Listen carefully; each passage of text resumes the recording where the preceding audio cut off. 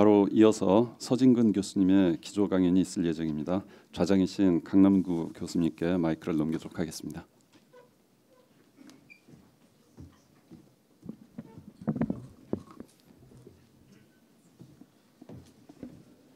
키아스 기조 강연 연사이신 서진근 교수님은 연세대 계산과학공학과 교수로 재직 중이십니다.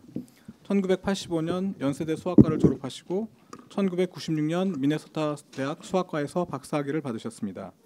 서진근 교수님은 딥러닝, 의료 영상, 편미분 방정식, 조화 해석학, 영문제, 수리 모델, 영상 정보 처리, 산업 수학 등 순수 응용 수학의 폭넓은 분야를 연구하고 계시며 150여 편의 SCI 논문, 3권의 단행본, 2편의 북챕터를 발표하셨습니다. 4개 국제학술지의 편집위원을 맡고 계시고 국제 특권 특허 5권, 그다음에 국내 특권 10권을 출원하셨으며 석박사 42명을 배출하셨습니다. 서진근 교수님은 2015년 베이징에서 개최된 세계 산업 응용 수학회 이시암에서 초청 강연을 하셨고 2016년 3일 문화상, 2015년 DI 수학자상, 2014년 금곡 학술상, 2000년 대한수학회 논문상, 2000년 연세대 학술상을 수상하셨습니다. 오늘 기조 강연 연사이신 서진근 교수님을 박수로 환영해 주시면 감사하겠습니다. 감사합니다. 오늘 할 얘기는 저도 이 딥러닝 분야는 한 3년 전부터 하기 시작. 사실은 그 알파고 게임부터 시작해서 이거 뭔가 해야 되겠다 그렇게 해서 시작한 것입니다. 그래서 딥러닝에서의 저는 오늘 발표 내용은 딥러닝에서의 수학은 어떤 것이고 그리고 의료 영상 분석 기술에 어떻게 진화됐는지 그거에 대해서 설명하고자 합니다. 메디컬 이미징이라 할 때 우리는 뭘 하려고 하냐면은 우리의 ability를 to provide ability를 improve 하려고 하는데 그 뭐냐면 meaningful expression 그러니까 진단에 필요한 어떤 표현이라든지 그 다음에 useful한 description을 하기 위해서 합니다. 그리고 항상 인간은 그 어떤 함수, 어떤 것을 표현하고자 하는 함수를 개발하고자 하는데 뭐냐면은 우리가 획득한 데이터와 유스풀한 아웃풋을 만들기 위해서 획득한 데이터로부터 어떻게 이걸 만들어낼까 그것을 하고자 하는 것입니다. 그러면 의료 영상에서의 수학은 왜 있는 것인가? 먼저 토모그래피에 대해서 설명을 하겠습니다. 토모그래피를 우리는 단층 촬영이라고 하는데요. 우리가 보통 사진을 찍을 때는 디렉 델타 함수로 쳐 어떤 그 픽셀의 그 지점을 바로 그 가격을 얻어냅니다. 그때는 수학이 필요 없죠. 그러니까 사진 찍을 때 거기서는 수학은 필요 없습니다. 그러나 단층 촬영은 그렇지가 않습니다. 단층 촬영은 어떤 여러 가지 데이터를 조합해서 그러니까 어떤 내가 획득한 데이터는 내가 원하는 영상의 어떤 여러 가지 리니어 콤비네이션, 어떤 웨이티드 리니어 콤비네이션이 나타나기 때문에 그것을 해석하는 기술이 필요합니다. 예를 들어서 MRI 같은 경우에서는 approximately 정확하지는 않습니다만 approximately 우리가 원하는 단층 촬영 영상은 우리가 획득된 K-스페이스라고 하는 K-스페이스의 포리어 트랜스폼에 해당되는 것입니다. 그 다음에 CT에서는 뭐가 되냐면은 우리가 획득하려고 하는 단층 촬영은 그것의 라돈 트랜스폼, 이것의 라돈 트랜스폼이 바로 그 획득하려고 하는 우리가 데이터가 되는 것입니다. 그래서 여기서 수학이 필요합니다. 이 둘 다 노벨상을 받은 것이죠. 그리고 우리는 여러 형태의 이미지를 얻으려고 합니다. 여기서 이제 이 일렉트로마그네틱 스펙트럼으로 쳐다봤을 때 엑스레이는 웨이브랭스가 제일 짧은 거, 그보다도 뭐 감마레이도 있고 뭐 있고, 그러나 이쪽으로 갈수록 점점 더 몸에 해롭고요. 이쪽으로 가면서 몸에 덜 해롭다고 우리는 얘기를 합니다. 그리고 테라헬즈는 바로 가시광선이 이쪽에 있다면 가시광선 밑에 테라헬즈는 어떤 일부분, 어떤 공항 검색대에서 총을 가져온지 안 가져온지 그걸 알고 있는 거고요. 그리고 3테슬라 MRI 시스템일 때 그때 프리퀀시는 대략 어떻게 되냐면 126MHz가 됩니다. 그 헬즈에서 우리가 MRI 영상을 얻게 됩니다. 좀 수학적으로 좀 깊이 들어가면은 MRI 영상은 바로 이런 이 M이라는 것은 마그네틱 모멘트인데 우리가 어떤 수소 이온 농도 그러니까 뉴클리어 스핀 덴시티를 바라보자 하는데 그때 만족하는 것이 바로 다음과 같은 그 블라이케이션이 되는 것입니다.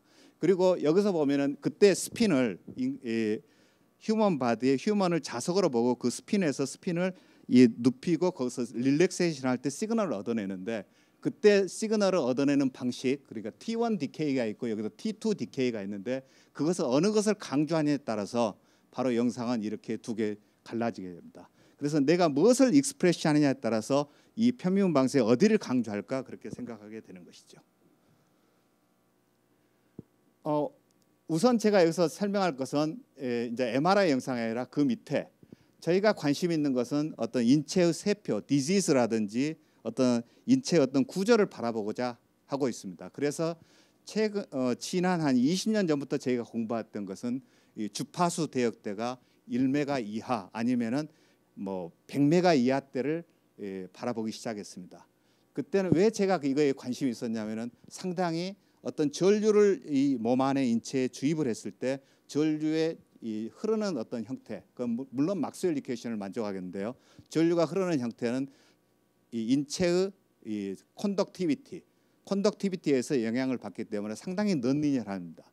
그러면은 이 부분은 수학이 무척 어렵기 때문에 다른 이 수학자가 경쟁력 있겠다 해서 이 부분을 하게 된 것입니다.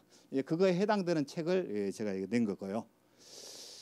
그러면은 이것을 이름하여 일렉트릭 프로퍼티 이미징이라고 하는데요. MREIT는 저희 그룹이 만든 모델이 되는데 주로 이용한 것은 옴슬로, 옴의 법칙을 이용합니다. 이건 MREIT는 저주파인데 저주파는 1kHz 이하의 저주파에서 전류를 인가하고 전류를 인가하면은 막스웰 방정식에 의해서 마그네틱 필드가 생기는데 이 마그네틱 필드의 G 컴포넌트를 MRI로 측정하게 됩니다. 그 측정된 데이터로 컨덕티비티를 리콘하는 것이 MREIT고 그건 고주파에서 컨덕티비와 펄미티비티를 측정하는 것이 이 MREPT에 해당됩니다. 이것은 저희가 만든 거예요. 이것은 저희가 만든 모델입니다.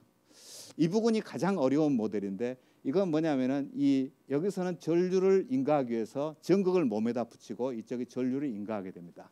그래갖고 그거에 만족한 방정식을 이용해서 컨덕티비티를 하는 거고요. 이게 이제 좀 귀찮죠. 보면은 몸에 붙이기 때문에 이것은 MRI를 이용해서 이 코일에 전류를 인가하면은 그것이 마그네틱 필드가 형성이 되기 때문에 에디 커런트 형식으로 하는 것이 MREPT에 해당되는 것입니다. 왜 이 두 가지를 하게 되느냐? 이 두 가지를 하는 것도 지금 어떤 익스프레션을 보고자 하는 것입니다. 여기서 예를 들면은 오늘 여기 밖에 오렌지가 있던데 그냥 오렌지랑 오렌지를 갈아놓은 것은 이 주파수 대역대가 10MHz만 넘어가면 두 개 구별을 못합니다. 왜 그러냐면은 이 주파수가 높으면 그것을 멤브레인 그러니까 세포의 멤브레인을 투과하기 때문에 그 세포가 있다는 그 자체도 이걸 인식을 못하는 것이죠. 이것이 이 10MHz 이상에서는 다음과 같은 헬름홀츠 이퀘이션을 만족하게 되고 저주파에서는 컨덕티비티, 저주파에서는 바로 이 멤브레인이 이 전류가 잘 통과하지 않기 때문에 그걸 비껴나가게 됩니다. 그래서 여기서 바라보는 컨덕티비티랑 여기서 바라보는 컨덕티비티는 다르게 됩니다. 그래서 이것은 인체의 어떤 디지즈라든지 그걸 바라볼 수 있는 가능성을 주게 되는 것이죠. 그래서 이 두 문제는 로 프리퀀시의 컨덕티비티는 오랫동안 1978년부터 굉장히 중요한 문제가 됐습니다. 그리고 이제 그 얘기를 좀 수학적으로 설명하자면 이건 수학적으로 제가 수학자면서 수학적으로 설명을 잘 안 하는 경향이 있는데 여기는 제 전공이 조화 해석이고 편미분 방정식인데 웬만한 대중 강연에서 거의 설명을 안 합니다. 여기서 이것도 우리가 바라보고 있는 실제 정확히 이 세포 내의 어떤 물성을 바라보는 게 아니라 이펙티브한 현상을 바라봅니다. 그 이펙티브 현상을 우리 호모지나이제이션 컨셉으로 이해를 할 수 있는데요. 그래서 이 호모지나이제이션 컨셉에 있어서 저주파수와 고주파수는 다르기 때문에 두 주파수 대역대에서 그 물성을 바라보면은 인체의 구조에 그리고 죽은 사람하고 산 사람 죽으면은 이 세포가 없어지기 때문에 물성은 전혀 달라지게 됩니다. 그것을 구별할 수 있는 툴을 만들게 되는 것이죠. 그래서 맨 처음에 MREPT를 쳐다봤습니다. MREPT를 먼저 얘기를 해보죠. 그래서 3테슬라 MRI 머신에서는 128MHz가 되는데요. 그때 이 컨덕티비티와 마그네틱 필드를 관계를 보면은 다음과 같은 이 막스웰 이퀘이션을 이리저리 조작을 하면은 다음과 같은 이퀘이션을 만족해 줍니다. 이 이퀘이션을 쳐다보면은 이게 이제 마그네틱 필드가 되고 이거 마이너스 라플라시안 그리고 이것은 어떤 면에서는 웨이브랭스랑 관련되어 있는 것입니다. 중간에 이게 묘하게 끼어 있는데 수학자들이 많이 공부를 안 하는 분야 중에 하나인데 너무 어렵습니다. 이분 왜 그러냐면 이거 리프렉션 그러니까 이 굴절에 해당되는 텀인데 이것은 헬름홀츠도 아니고 일립틱도 아니고 애매모호하게 되어 있습니다. 그래서 다루기가 아주 어렵죠. 그래서 이 캐치어가 이게 필립스 회사에 있는 사람들이 2009년에 개발한 알고리즘은 뭐였냐면은 이 굴절은 너무 넌리니어하고 귀찮으니까 그냥 K가 이 물성이 만약 로컬이 상수라고 하면은 그라디언트 로그 K는 0이라고 바라볼 수 있겠다. 그래서 이걸 없애버리고 이렇게 공식을 만들었습니다. H 플러스는 좀 제가 설명하기가 좀 많은 시간이 들려서 제가 하기가 어려운데 어쨌든 HX 마그네틱 필드의 첫 번째 컴포넌트 더하기 콤플렉스 I 곱하기 HY 두 번째 컴포넌트를 한 것이 측정할 수 있는 MR 피직스에서 굉장히 좀 복잡한데요. MR 피직스에서 측정할 수 있는 양입니다. 그래서 측정할 수 있는 양하고 이 K 내가 구하고자 하는 양을 공식화하면은 다음과 같은 바로 이런 공식이 나타나는데 이 공식을 자세히 보면은 라플라시안에 이거에 나누게 한 것은 결국은 웨이블랭스를 보자 한 겁니다. 웨이블랭스를 쳐다보면은 그럼 잘 되느냐? 그러면은 이게 이제 실제 실험을 해봤는데 이 굴절을 무시했기 때문에 바운더리 이펙트가 생기게 됩니다. 이쪽은 잘 나오지만 바운더리에서는 엉망이 되는 것이죠. 왜 그러냐면은 이미 굴절을 무시했기 때문에. 그래서 그러면 이보다는 난 더 잘 만들 수 있겠다. 그렇게 생각을 해서 그러면 이걸 반영한 게 뭘까? 그래서 그 당시에 제 학생이었는데요. 지금은 이제 중국에 있는 산동대학 교수인데요. 송이장이랑 같이 우리가 원하는 것을 적당한 이 가정을 하면은 다음과 같은 일립틱 PD 형태로 바꿔놨습니다. 일립틱 PD. 그러니까 로그 K, 로그 K가 일립틱 PD예요. 로그 K라고 하면 여기 익스포넨셜이죠.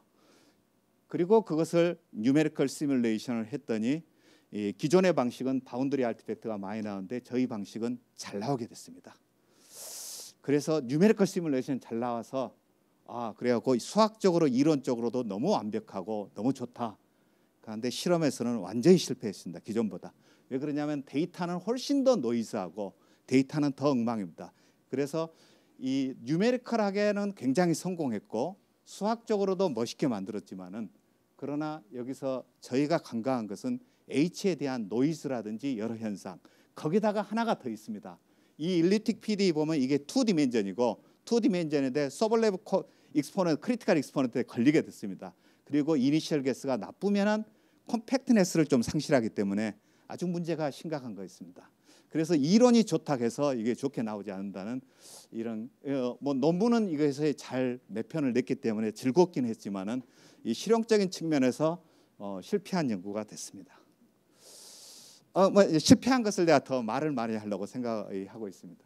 그 다음에 이제 저희가 했던 것이 MR-EIT 저희가 했던데 이 연구에 참가했던 교수님들은 굉장히 많습니다. 그 당시에는 주로 포스닥이었는데요. 여기 이창욱 선생님 이건 빼고 여기서는 많았는데 이것만 저주파에서 한 건데 저희 알고리즘은 그때 저희가 평가한 거는 우리가 구하려고 알고리즘의 라플라시안은 하이리 넌리니얼 텀 이 디렉션 곱하기 이거다 하는 것을 개발했습니다. 그러면 하이리 넌리니얼 하면 항상 우리는 여러 가지 걱정이 되는데 우리는 EIT를 많이 하면서 이 디렉션은 상당히 스테이블하기 때문에 픽스드 포인트 시어를 적용하면은 풀릴 거라는 것은 우리는 이미 알고 있었습니다. 이것을 이제 이 알고리즘을 만들 때는 어떻게 우리가 생각을 했냐면은 처음에 할 때 이렇게 생각을 했습니다. 몸에 전류를 인가를 하면은 마그네틱 필드가 생긴다. 마그네틱 필드가 생기면은 만약에 사람이 몸속 안에 들어가면 마그네틱 필드는 인체의 컨덕티비티의 구조에 따라서 이게 디스트리뷰션이 달라진다. 그리고 인체가 이 MRI 머신이 들어가면은 그 스핀이 돌아가는 스피드는 마그네틱 필드에 프로포셔널하기 때문에 스핀이 돌아가는 스피드하고 이거랑 관련이 있구나. 그리고 그것이 바로 시그널에 반영되기 때문에 우리가 측정하는 시그널은 우리가 원하는 구하고자 하는 컨덕티비티 디스트리뷰션하고 관련이 있을 것이다. 그래가지고 그런데 자세히 우리가 봤더니 여기서 우리가 이거의 시그널이고 우리가 추적하고자 하는 B인데 B의 라플라시안을 더하니 어떤 방향에 그러니까 이 일렉트릭 필드의 직각인 방향으로 컨덕티비티를 추적을 하더라 하는 걸 알았습니다. 그러면 어떻게 하나? 그래서 전류를 2개를 인가하게 됐습니다. 그러니까 이런 모든 과정이 수학에서 이루어졌습니다. 모든 과정이 그래서 여기다가 사람 몸에다 이걸 붙이고 이렇게 하면 이렇게 나오구나. 이 전체를 통과해서 이 웰포스된 구조를 만들어내서 성공을 했습니다. 그리고 이것은 사이암 리뷰랑 이 최근에 IEEE 60의 생일 기념으로 우리가 출간한 건데 이 컨덕티비티라 MR 이미지가 전혀 다르다는 것을 알았습니다. 그런데 이제 상용화의 문제가 되는데요. 일렉트릭 컨덕 저주파에서 일렉트릭 컨덕티비티를 구현하는 것은 수많은 수학자들이 했는데 아예 실험 근처도 가지도 못했습니다. 뭐 여기서 애널스 페이퍼만도 5편인데 그것이 실전하고는 전혀 상관없이 이루어졌기 때문에 거의 이게. 그런데 저희 결과는 아마 그 유일하게 세계적으로 성공한 첫 번째 결과가 됐습니다. 아직까지도요. 아직까지도 이 MREIT의 개념을 능가하는 것 정도가 아니라 근처도 아마 가지도 못했습니다. 대부분 다른 이론에서는요. 그런데 MREIT가 아직 실용화되지를 못했습니다. 인체 실험이라든지 과학적으로는 성공했는데 실용화가 왜 안 되느냐 하면은 실용화를 방해하는 요소는 시그널 투 노이즈 문제였습니다. 그 신호 대비 잡음이라는 문제가 있었는데 그게 뭐냐면은 시그널 투 노이즈를 높이려면은 두 가지가 필요해요. 하나는 전류를 높이 올리는 겁니다. 그런데 사람의 인체는 몇 미리암페어 이상 올리면은 전류 몸에 해로우면 안 되는 것이죠. 그래서 전류를 높일 수 없고 또 다른 방식으로 신호 대비 이걸 늘리려면은 반복을 해야 됩니다. 에버리지를 계속 해야 되냐면은 그러면은 에버리지를 계속을 하려면은 MRI 안에서 1시간 동안 촬영을 해라, 2시간 촬영을 해라. 그러면은 이거 실용화가 안 되는 것입니다. 그래서 저희가 그때 생각한 게 뭐냐면은 주입 전류량은 인체에 무해해야 되니까 안 되고 이쪽을 할 수밖에 없는데 데이터를 어떻게 하면 줄일 것인가 그 생각을 하게 됐습니다. 그 얘기는 뭐냐면은 그리고 또 여기서 늘 제가 생각해요. 과학은 기초기술을 통해 발전하면 기초기술에서 실용화를 통해서 같이 발전한다고 보고 있습니다. 그래서 이 기술이 한 단계 뛰어넘으려면 실용화가 되지 않는다는 생각을 계속 하게 됐죠. 그러려면은 우리가 유일하게 지금 현재 이 MRI 기술이 급격히 발전하지 않는 이상 할 수 있는 것은 데이터의 획득 시간을 줄이는 길밖에 없었습니다. 그러면은 데이터 획득 시간을 줄인다는 얘기는 뭔가? 바로 highly insufficient 데이터를 가지고서 우리가 이 문제를 풀어야 되는 겁니다. 즉 말하자면은 highly ill-posed problem을 푸는 건데 간단한 얘기로 이렇게 됩니다. 간단한 얘기로 8개의 언노운이 있을 때 방정식은 3개가 되지 않는데 이걸 풀어라. 그러면은 이 초등학생도 이것은 선생님이 이건 안 풀리는 거라고 말을 했습니다. 방정식이 3개고 언노운이 8개면은 절대로 풀 수 없는 문제죠. 그래서 이것은 매직이 없이는 풀 수 없는 문제입니다. 그러나 매직이 있다는 것입니다. 여기에. 그 얘기를 하려고 하는데요. 여기를 클릭을 해주면은 여기 좀 클릭해 줄래요? MREIT부터 설명을 하려고 하고 있어요. 실용화한 건데요.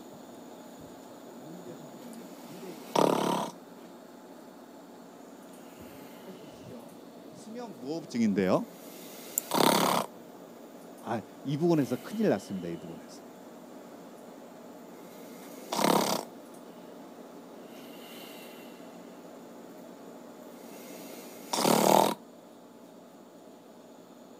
이거 큰일 났어요. 이거 길어지면.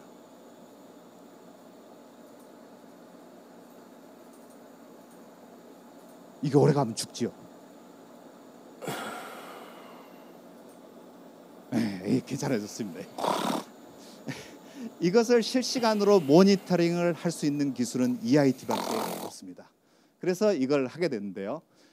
EIT 기술은 뭐냐면은 이 심폐 기능, 그러니까 저항률이 커지고 저항한 것을 실시간으로 모니터링하는 기술인데 저거에 대해서 저희가 우웅재 선생이랑 우리 팀이 오랫동안 연구를 했습니다. 이 데이터는 뭐냐면은 이 데이터를 얻고 그걸로부터 이런 컨덕티비티 디스트리뷰션을 이걸 하는 것입니다. 그리고 우웅재 선생이 지금 회사를 차렸는데요. 이게 어떻게 이루어지나를 봅시다. 그 구조는 뭐냐면은 여기 학생이 지금 이제 독일에 간 이경훈 박사이고 이게 이제 여기 이쪽에서 전류를 보내고 전압을 여기서 측정하는 여기 기계입니다. 그래가지고 그것을 이제 실시간 여기서 모니터링 하게 되는 거죠. 그때 만족한 이케이션은 다음과 같은 방정식입니다. 그래서 데이터는 바로 이건데 데이터의 디멘전은 208 디멘전 정도 됩니다. 그런데 우리가 영상을 구현하고자 하는 이 디멘전은 이 16,000 그러니까 이 데이터가 영상을 구현하는 것에 1% 정도밖에 되지 않은 거죠. 그러니까 디멘전이 매치가 되지 않는데 어떻게 이것을 이 리컨스트럭션 할 것이냐 하는 그러기 때문에 이 문제도 non-linear 프로그램에 해당된다고 할 수 있겠습니다. 이 학생은 권현남 박사인데요. 이거 하버드 간 친구인데요. 여기서 TD-EIT는 타임 디퍼런스 EIT는 바로 컨덕티비티 그러니까 몸체에 공기가 들어갔고 나갔다는 그 변화를 쳐다보는데 그것을 여러 가지 이제 뭐 편미방을 이용해서 여러 가지 하고 분석을 하면은 바로 이런 센시티비티 매트릭스가 나왔는데요. 이 센시티비티 매트릭스를 다음 페이지에 쭉 보면은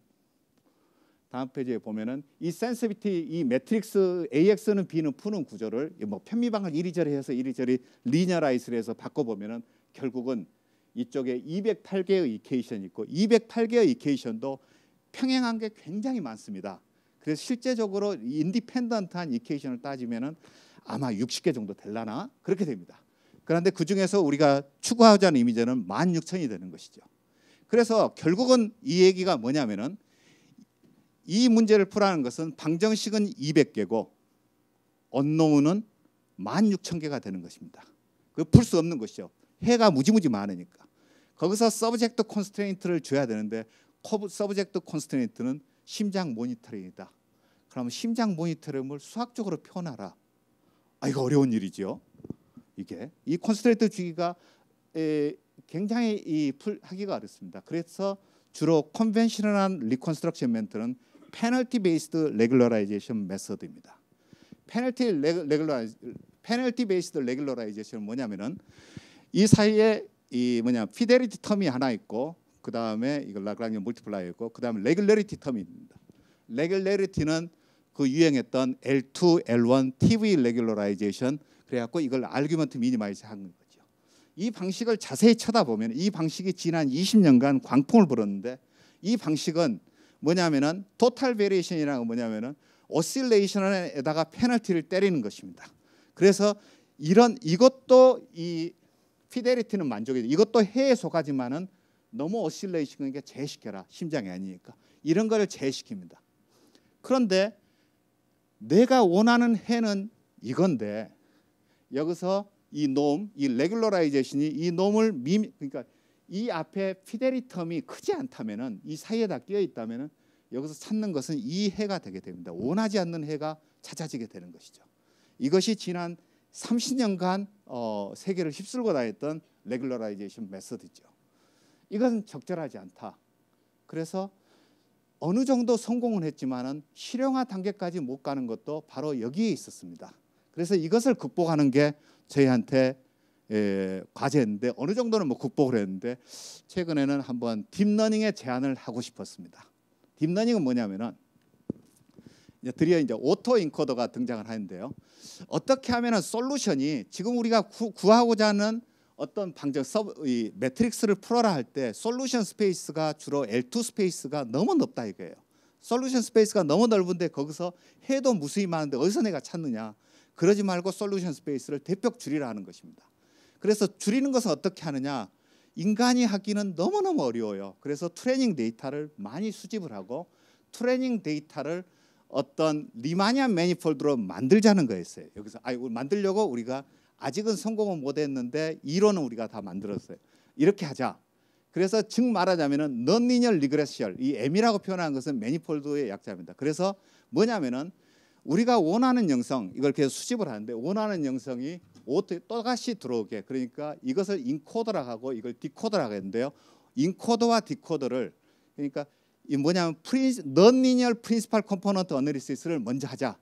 그때 뭘 하냐면은 이걸 레이턴트 스페이스라고 하는데요. 레이턴트 스페이스를 어떻게 하면 내가 목표가 뭐냐면은 로버스트하게 만들어야 되는 거야. 로버스트 하려면은 디멘전이 낮아야 되기 때문에 이 H의 디멘전을 가만히 보니 10디멘전이면 할 것 같아요. 디멘전이. 우리 페이스북에서 얼굴 디멘전이 64디멘전이라고 하니까 이거는 얼굴보다 무지 간단하니까 10디멘전으로 다운시키자. 그래서 이 레이턴트 스페이스를 H를 10디멘전을 해갖고 바로 이것을 미니마이즈하는 이런 것을 발견하고자 했습니다. 그리고 상당히 성공을 했습니다. 이것은 실제 상황이 아니고 뉴메리컬한 상황에서 성공을 했습니다. 뉴메리컬 상황에서. 그리고 그러면은 그것을 한 다음에는 뭐냐면은 레이턴트 스페이스가 여기서 10인지 알 때는 8이네요. 8로 하고 이 데이터의 디멘전은 200디멘전이면 이거랑 H, 그러니까 데이터랑 H를 연결을 하고 이미 H는 이미 이 이미지랑 연결됐으니까 이거랑도 마찬가지로 딥러닝을 이용해서 하자. 그렇게 해서 했더니 수치상으로 상당히 좋은 결과를 얻었습니다. 그런데 이 수치상으로 좋은 결과는 기존에 30년 동안에 이루어지지 않은 거였습니다. 실제. 그리고 여기서 이제 하나 빼먹은 거였는데 이 V 틸다를 나중에 이거 하기 전에 이 모션 아티팩트나 바운더리 아티팩트를 뭐 지워야되는 뭐 그런 테크니컬한 문제는 있습니다. 그래서 앞으로의 하이리 너니얼 일포스트 프로그램은 이게 방향이 아닌가 싶습니다. 제 생각에는. 그래서 최근 이 두 사람이 열심히 해가지고 바로 EIT 리컨스트럭션 알고리즘은 디코딩 그 다음에 이 부분을 이렇게 하는 이걸로 이루어질 것이다 하는 것이 저희의 방향입니다. 똑같이 이 메디컬 이미징에서 아까 여기서는 EIT에 대한 insufficient problem인데요. 이 MRI에 대한 insufficient 데이터에 대한 것을 얘기하고자 합니다. 내가 시간을 잘 보면서 빨리빨리 움직여야 되겠네요. 예. 이게 컴프레스 센싱인데 이 컴프레스 센싱은 지난 15년간 광풍이 불었던 영역에 해당되는 것이죠. 도노 칸데스 타워 아마 이 컴프레스 센싱에 해당되는 논문에 타워가 여러 논문을 했는데 아마 컴프레스 센싱의 이 사이테이션 그 몇 편의 사이테이션이 나머지 전체의 사이테이션에 아마 5배 이상은 되지 않을까 하는 그런 생각을 하고 있어요. 상당히 이제 지난 15년간 광풍이 불었던 것이요. 랜덤 샘플이라는 거. 그거에 대해서 설명을 하고자 하고 최근 딥러닝이 그 결과를 가볍게 뛰어넘었습니다. 아주 쉽게. 그것을 얘기하고자 합니다. 이 MRI는 왜 여기서 MRI에서 패스트 MRI가 들었냐? MRI 증대는 30분이 걸립니다. 왜 그러냐면은 이 스핀을 어느 방향으로 한 방향으로 하고 스핀을 눕혔다 뺐다. 그래서 이것이 MR 데이터 이 애퀴지션 방식인데요. 스핀을 눕혔다 릴렉세이션 이렇게 하면서 이 K 스페이스를 채우게 됩니다. 그래서 프리퀀시 인코딩 방향으로는 시간이 걸리지 않고 페이스 인코딩 했다 말았다 할 때 시간이 걸립니다. 그래서 뇌를 촬영할 때는 주로 전체를 촬영하면 한 30분 정도 걸리죠. 그래서 이 30분 걸린 것을 10분, 5분 만에 이것을 촬영할 수 있다면은 경제적인 가치는 어마어마하겠죠. 그렇기 때문에 그 패스트 MRI가 굉장히 유명한 핫토픽이 지난 20년간 됐습니다. 그러면은 아까 얘기했듯이 이것에 우리가 이 K-스페이스 데이터는 어떻게 만드냐 하면은 이것의 포리어 트랜스폼을 우리가 바로 이 방식으로 측정을 합니다. 그래서 포리어 트랜스폼에 이 K-스페이스를 채워넣는데 그것이 다 채워지지 않았다 하자. 그 말은 뭐냐면은 내가 채울 때 이렇게 채우지 않고 4번에 걸쳐서 이것을 네 번에 한 번씩 이렇게 채웠다 하자. 그러니까 이 25%만 채웠다 하면 어떤 일이 벌어진가 보면은 그 포아산 서메이션 포뮬라라는 게 있는데 포아산 서메이션 포뮬라에서 4분의 1만 채우면은 이것이 이미지를 한 번 종이로 접고 또 한 번 종이로 또 접고 그것이 랩된 이미지가 나타납니다. 그래서 이 적은 데이터로 이 문제 푼 것은 랩된 그러니까 접혀진 그러니까 이리저리 합혀진 것을 어떻게 다시 언랩 이걸 풀어내느냐 하는 문제가 되는 겁니다. 수학적으로 말하면 말도 안 되는 것이죠. 4개의 방정식 언노운이 4개인데 방정식 하나로 4개를 찾아내는 게 말이 됩니까? 그런데 그게 가능하다는 것이 이 랜덤 샘플링에서 가능하다는 것이 칸데스 타워 그 다음에 도노의 이론이었죠. 그걸 하기 전에 이제 좀 설명을 하면 결국 그것은 이 매트릭스 그러니까 우리가 아까 K-스페이스 채운 것은 넘버 오브 이퀘이션이나 넘버 오브 언노운이 같아야지 우리가 문제를 풀 수 있는데요. 언더 샘플들을 이렇게 푸는 방식은 그러니까 여기서 이제 다시 시간이 없어서 내가 빨리 지나가려고 그러는데요. 이 언더샘플드 데이터에서는 솔루션이 무지무지 많습니다. 솔루션 인피니트리 많이 있는데 여기서 우리가 찾는 원하는 솔루션은 바로 이놈이죠. 그러니까 이것의 언더샘플드는 답이 너무 많은데 내가 어떻게 이것을 찾아낼 건가? 그런데 서브젝트 콘스트레인트가 뭐냐면은 Y는 토모그래픽 이미지라는 딱 그 정보 하나만 줬어요. 그러니까 토모그래픽 이미지라는 것을 어떻게 수학적으로 표현하느냐 이게 이제 어려운 일이 되는 것이죠. 그래서 했던 것이 처음에는 우리가 미니멈 노멀 솔루션 했죠. 미니멈 노멀 솔루션을 수도 인버스 그것을 하면은 인버스 미니멈 솔루션 이건 뭐 원하는 솔루션이죠. 내가 원하는 솔루션이 이건데 이것이 되는 것이죠. 그래서 이런 문제가 생겼을 때 주로 쓰는 방식이 2000년도까지는 뭐였었냐면 주로 베이시스 또는 웨이블렛을 사용했죠. 그래서 어떤 솔루션이 어떤 웨이블렛의 콤비네이션 어떤 걸로 그러니까 웨이블렛을 뭐 프린시펄 컴포넌트라고 생각해도 되겠네요. 그 콤비네이션으로 바라보고 그걸 찾는 거.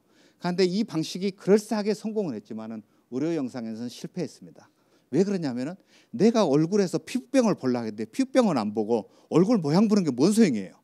피부병을 봐야 되는데 그걸 다 지워버리니까 이거 안 되는 것이죠. 마찬가지로 여기서 토탈 베리에이션 여기 토탈 베리에이션 이제 아까 이제 도노 칸데스 타워 여기 이론인데 이때는 이것은 그대로 놓고 이 코에피션트가 스파르스하다는 개념이 들어왔습니다. 이것도 엄청난 성공을 15년간 했는데요. 만족하지 않는 의사들이 더 많을 걸로 예상을 더 많았습니다. 사실은 그 아이디어는 뭐냐면은 바로 이 아이디어입니다. 이 이미지를 x에 대해서 데리버티브 취하고 y에 대해서 취하면은 이 데리버티브 할 때 피스와이스 컨스탄트가 0이 많다는 겁니다. 0이 많다는 것을 이용해서 이렇게 푸는 이 방식인데요. 그래서 0이 많다는 건 뭐냐면은 이 그라디안트의 L0 놈이 어느 적은 데서 해를 찾아라 그렇게 됐습니다. 그런데 이제 칸데스 타워의 큰 이론이 뭐였냐면은 L0 놈은 이것은 수치 해석적으로 넌 콘벡스하기 때문에 풀 수 없는 문제죠. 보면은 이게 풀려고 노력하는 사람들도 있는데 저는 사기라고 보고 있습니다. 그것은 근본적으로 콘벡스 아니기 때문에 풀 수 없는 문제고요. 그런데 그 칸데스 타워는 L0 노름을 L1 노름으로 바꿨다는데 똑같다 하는 이론이 이 2004년도에 등장한 게 큰 거지요. 보면은.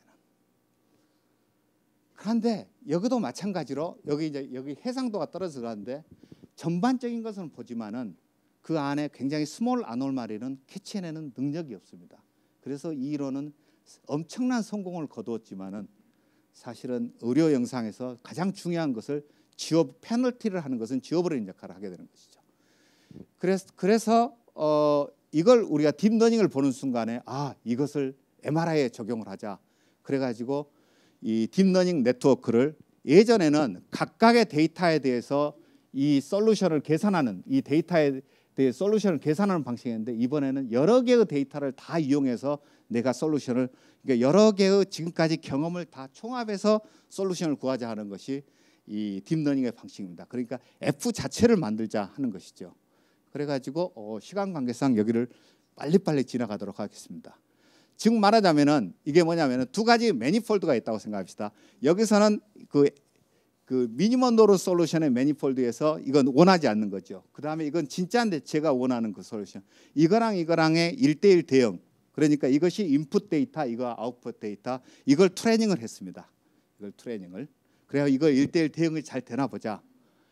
그리고 그냥 트레이닝을 마구 시키면 안 되니까 세퍼러빌리티 컨디션은 필요합니다. 수학적으로. 그래서 세퍼러빌리티 컨디션을 여기다 집어넣어 가지고 했더니 세퍼러빌리티 컨디션 없으면은 아무리 기계학습이라 해도 해주지 않는데 제가 세퍼러빌리티 컨디션을 약간 집어넣으면은 이것이 잘 되더라 하는 것입니다. 그리고 이것을 많이 했을 때도 놀랍게 결과가 나옵니다. 이 결과를 얻고 나서 저희 학생들이 너무 즐거워했는데 저랑 똑같은 시기에 미국에서도 발견했고 중국에서도 발견해가지고 약간 기분 셌지만은 그래도 우리가 특허비를 안 낼 수 있다는 그런 기쁨으로 이게 그러니까 이게 중요한 것은 동시대에 같은 시대에 한꺼번에 같이 이루어지는 그런 면이 있더라고요. 딥러닝을 서머리하면은 기존의 컴프레스 센서는 한 데이터에 대해서 어떤 걸 찾아내는 거지만 여기는 전체를 아우러서 해낸다 하는 거였습니다. 그런데 여기서 딥러닝이 어마어마한 능력을 발휘하지만은 이 메디컬 리밍 할 때 아웃 오브 메모리가 생겼습니다. 아웃 오브 메모리는 메모리가 너무 크면은 이 러닝을 할 때 이 웨이트 바이어스, 이거 엄청난 언노운 베리어블을 트레이닝 데이터로 다 이것을 러닝을 한 겁니다. 그러면은 제일 좋은 컴퓨터를 했는데 금방 아웃 오브 메모리가 돼서 끝납니다. 그래서 아웃 오브 메모리를 어떻게 극복을 해야 될까? 그거에 대해서 생각을 했는데 그 방식이 뭐였냐면은 이 웨이블렛을 쓸까 했는데 웨이블렛은 우리가 피처를 잘 못 잡아지니까 문제가 됐고 이게 올소고네리티를 무시해버리고 리던던트 베이시스를 쓰기로 했습니다. 그래서 인간이 할 수 있는 데까지는 해주고 못하는 것만 기계를 맡겨야지 아웃 오브 메모리를 방지하겠다. 그래서 뭐냐면은 여기서 풀링이 들어가는데 이거 스트라이드 2인데요. 이것이 프레임넷을 이용해서 이거 컨볼루션하고 그 다음에 이걸 하고 다시 컨볼루션을 다시 되돌리는 작업을 해봤습니다. 지금 시도하고 있는 건데요. 즉 여기서는 타이트 프레임이라는 그러니까 웨이블렛에서 한 단계 이제 발전한 것이 타이트 프레임인데 그것을 이용했는데 결국은 뭐냐면은 타이트 프레임은 한번 내가 풀링을 했으면은 제자리를 되돌릴 수 있어야 됩니다. 항상 이 올소노멀 베이시스는 항상 제자리를 되돌릴 수 있죠.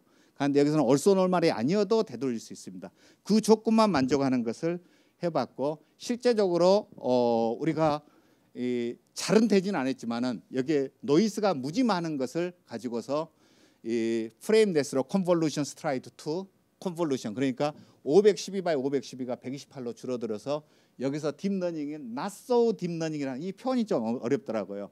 그러니까 딥하니까 너무 아웃 오브 메모리니까 not so 딥러닝을 쓰고 그 다음에 이 작은 것을 하고 다시 올리고 다시 이거 했더니 상당히 아주 좋지는 않지만은 만족스러운 결과를 얻어냈습니다. 그 다음 문제는 그래요. 시간이 됐으니까 제가 한 5분 만에 끝내야 되겠네요. 뒤에도 많이 있는데 그 다음 문제는 스테빌리티 무라브럼이 있습니다. 스테빌리티는 뭐 문제냐면은 알고리즘이 로버스트하느냐 그러니까 데이터가 비슷하면은 아웃풋도 비슷해야지 이게 로버스트하는 것입니다. 그런데 이게 잘못하다가는 로버스트 안 할 수가 있는 거죠. 예를 들면은 제가 이것을 1이라고 판별을 해야 되고 저것도 1로 판별을 해야 됩니다. 그런데 우리가 나중에 이 다음에 이해하는데 픽셀 하나만 어택을 했는데 8로 인식을 했다는 것입니다. 그래서 이 부분에도 수학이 이제 많이 필요하는데 저희가 그때 이 엠리스트에서 이걸 짠 것은 이거 3 이 컨볼루션 레이어는 바로 이렇게 풀링 컨볼루션 이거 하는 것은 이런 구조로 트레이닝한 그런 어떤 FOS 알고리즘 했을 때 단 하나의 픽셀 그러니까 공격을 단 하나밖에 안 했는데 이 점 그것을 1이 8로 디박했습니다. 그리고 프로바빌리티로 이제 정확히 나타난 게 있는데 여기서는 보면은 이것을 우리가 이제 트레이닝한 걸로 이거 프로바빌리티를 계산하니까 이게 0.60%의 프로바빌리티로 1이 되기 때문에 1로 선정이 되는데 점 하나의 어택에 의해서 단순간에 이것이 1일 확률이 5%로 떨어지고 대신 8일 확률이 이렇게 떨어졌습니다. 그래서 이 부분도 수학이 많이 들어갈 건데 저희 이제 김부건 학생이 그거에 대해서 분석을 했습니다. 도대체 이게 바코드에서 점 하나가 모든 점이 그런다는 게 아니라 여기서 딱 이 점 하나만 그렇습니다. 그래서 앞으로 무인 자동차가 누가 개발한다 하더라도 우리가 그걸 잘 분석하면 무인 자동차를 깨부술 수 있는 것은 만들 것 같아요. 그래서 무인 자동차는 앞으로 나타나지 않는다. 아니 이거 진짜 아니 그런 것을 누가 방해 안 하면은 방해할 것은 너무 많아요. 방해하기는.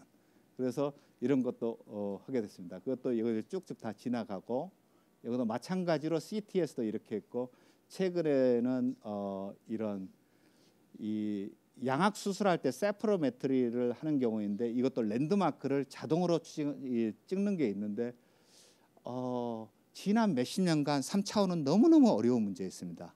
그것이 이제 해결의 실마리를 보이고 이것이 해결이 된다면 어떤 일이 벌어지냐.